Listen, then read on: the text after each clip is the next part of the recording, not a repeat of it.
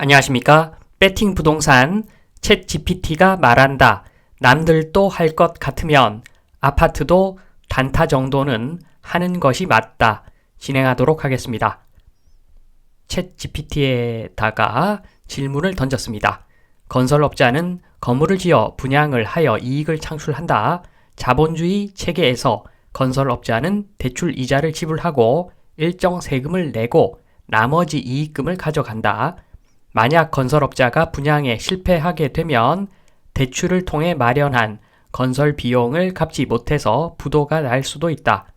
그러면 대출을 해준 금융사의 재무 구조도 안 좋아지고 건물의 일부를 매수한 사람들은 매수한 공간을 인도받지 못하게 될 수도 있다. 국가가 이런 부작용을 막기 위해 자본주의 체계에서 세금을 걷어서 시장에서 가격이 비싸기 때문에 아무도 매수하지 않는 건물을 높은 가격을 주고 매수해 주는 것이 가능한가? 만약 매수를 해준다면 이러한 국가가 자본주의 국가라고 할 수 있는가?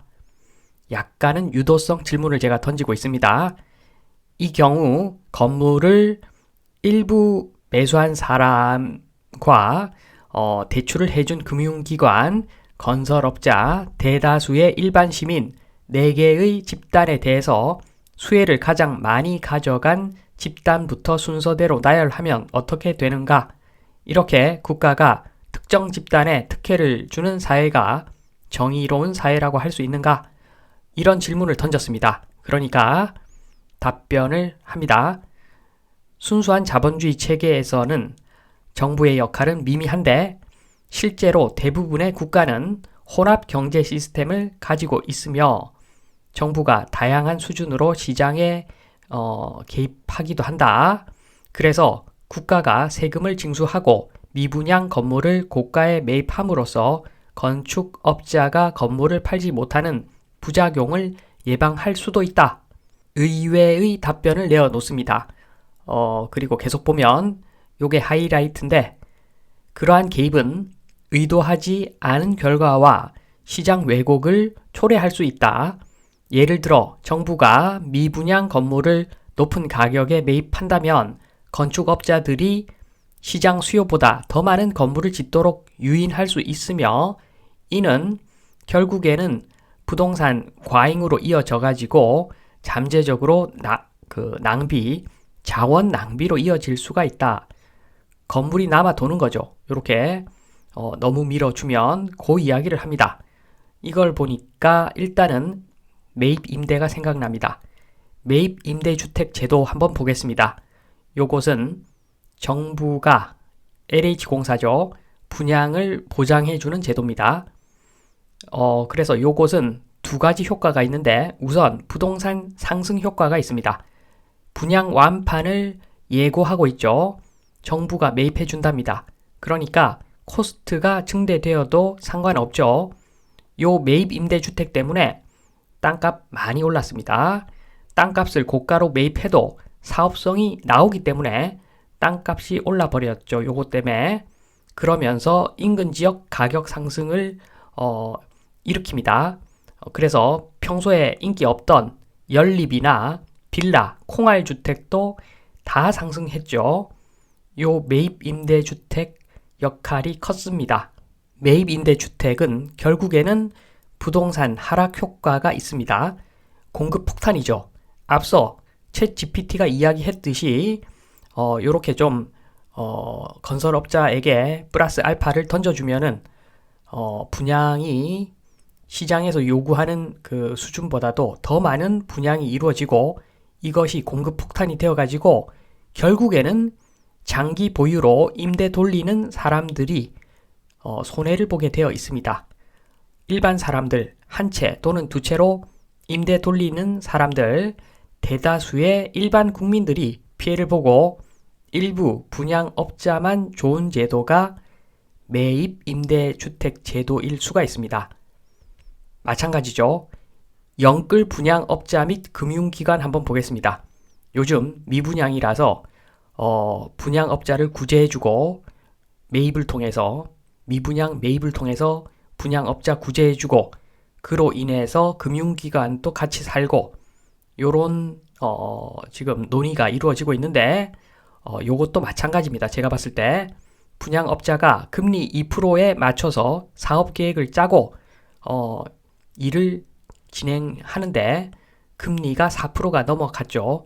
4%가 뭡니까? 훨씬 더 넘어가 버렸죠. 이게 결정타입니다. 제로금리 신화가 깨지니까 너나 나나 너도 나도 분양만 받으면 돈 번다.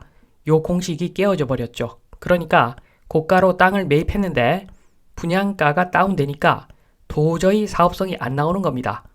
정부가 고가로 매입해 주지 않으면 문제가 생기는 상황인 거죠. 그래서 아마도 도와줄 것 같습니다. 챗 GPT가 이야기했듯이 아마도 도와줄 것 같은데 그러면 건설업 불패 신화가 또 생기겠죠. 아직은 건설업이 최고다. 아무 기술도 없고 큰 기술도 없고 국가 경제에 큰 도움도 안 주지만 이게 무너지면은 내수가 좀 힘들어질 수 있으니까 그래도 최고다. 건설업이 최고다. 건설업 하자. 분양 마구마구 하자. 돈 벌면 내 거. 이르면 정부가 보전을 좀 해준다. 이렇게 될 확률이 높죠. 그러면 결국에는 이게 초과 공급을 야기하는 방향이죠. 그러면 공급 많은 상황에서 또 추가 공급이 또 이루어질 것이고 그러면 결국에는 일반 사람들 장기 임대업을 하는 장기 임대업이라고 했지만 그냥 한 채 두 채 돌리는 수많은 일반 사람들만 손해를 볼 수가 있는 그러한 방향이라고 보여집니다. 챗 GPT의 말을 추가적으로 한번 들어보면 일반적으로 정부 정책은 다수의 시민에게 혜택을 주고 한 집단을 다른 집단보다 선호하지 않는 것이 바람직하다라고 합니다.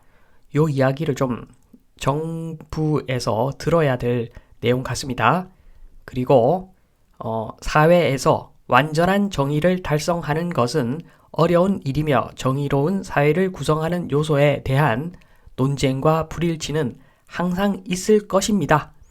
미래형이죠. 미래형. 포기한 겁니다. 챗 GPT도 포기한 겁니다. 완전 정의로운 사회는 있을 수가 없다는 겁니다. 챗 GPT도 그렇게 보고 있습니다. 한 70년, 80년 정도 세상을 살아오신 영감님 같은 말씀을 챗 GPT가 합니다. 너무 맞는 이야기죠. 그러니까 완전 정의로운 사회가 있을 리가 없죠. 어떤 집단은 일 안 하거나 적게 해도 세금 지원이 쏠리므로 훨씬 더 잘 먹고 잘 사는 그런 분위기.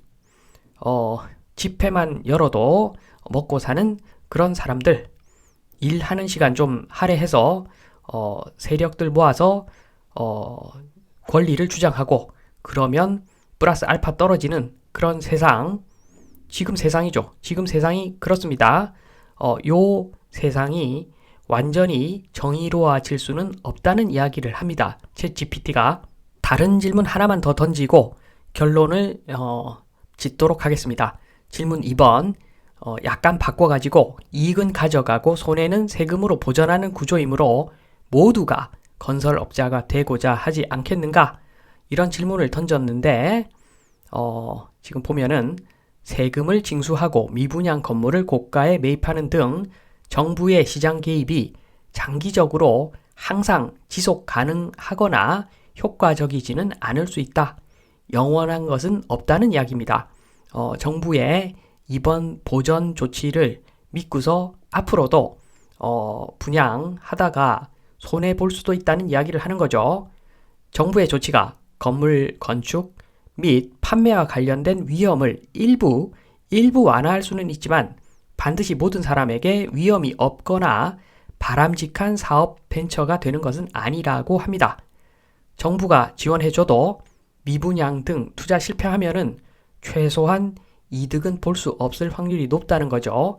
시간과 돈을 투입해서 이득을 볼 수 없다. 그 자체가 엄청난 손해라는 거죠. 그래서 무작정 정부에서 지원해 준다고 건설업이 앞으로도 좋을 것이다. 요것은 좀 기대하기 어려운 내용일 수가 있습니다. 제목에 제가 남들도 다 할 것 같으면 아파트 단타 정도는 하는 것이 맞다 라고 했는데 그 내용을 이제 설명드리겠습니다. 1번 쪽수가 정의이다. 쪽수가 정의죠. 마약도 전 국민의 99%가 하면은 범죄라고 할 수만은 없습니다. 만약에 99%를 감옥에 보내버리면 국가가 안 돌아가겠죠. 이 지경까지 가면은 법이 바뀔 수도 있는 겁니다. 다행히 우리나라 마약 관리는 잘 하는 것 같습니다. 그러나 아파트 관리는 개판이죠. 가치가 100원짜리 아파트를 300원에 사고 팔고 그 와중에 이익을 남기고 요거 다 하죠.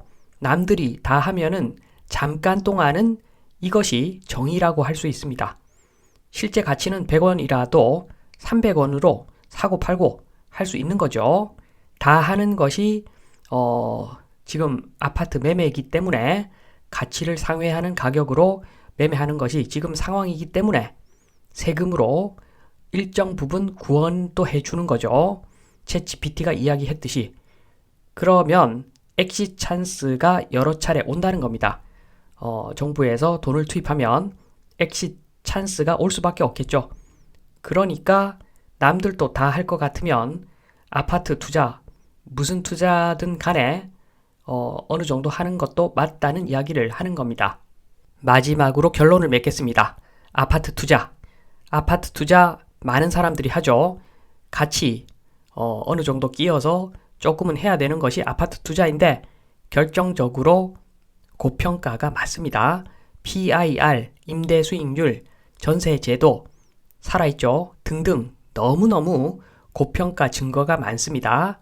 그렇기 때문에 단타와 장타로 나누어서 봐야죠. 단타는 예스입니다. 단타는 전세 제도가 있어서 유동성의 힘으로 단기적으로 들었다 놨다 하기 정말 좋습니다. 그러니까 가격 장난질 치기가 쉬우니까 남들 다 하는 거 나도 하는 거죠. 정부가 하랍니다. 해야 됩니다. 그런데 장타는 주의해야 됩니다.